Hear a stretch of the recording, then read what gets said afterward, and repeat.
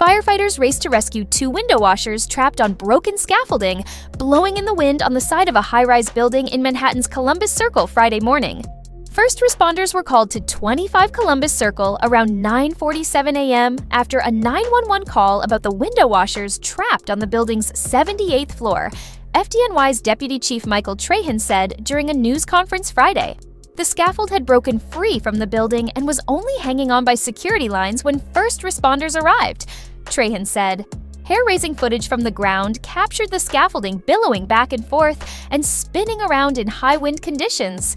The billowing scaffolding was smacking into the side of the building and caused a window on the 78th floor to be smashed, sending glass raining onto the street, he said.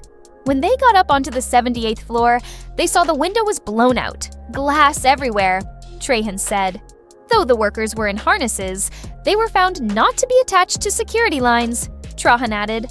The street was secured by authorities to protect pedestrians.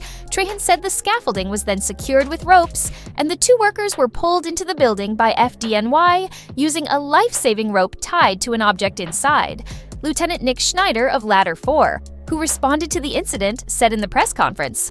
The 2 workers were promptly brought inside the building and transferred to Cornell Hospital in stable condition, Trahan said. Schneider described the gust of air he felt as he went up to the 78th floor and the immediate danger both the workers and FDNY officials were in. It was extremely dangerous for obviously the occupants of the scaffolding, but initially, when we got on scene, it was extremely dangerous for members of the FDNY, Schneider said. We had to be careful for our members. We were operating essentially on the ledge of a 78-story building.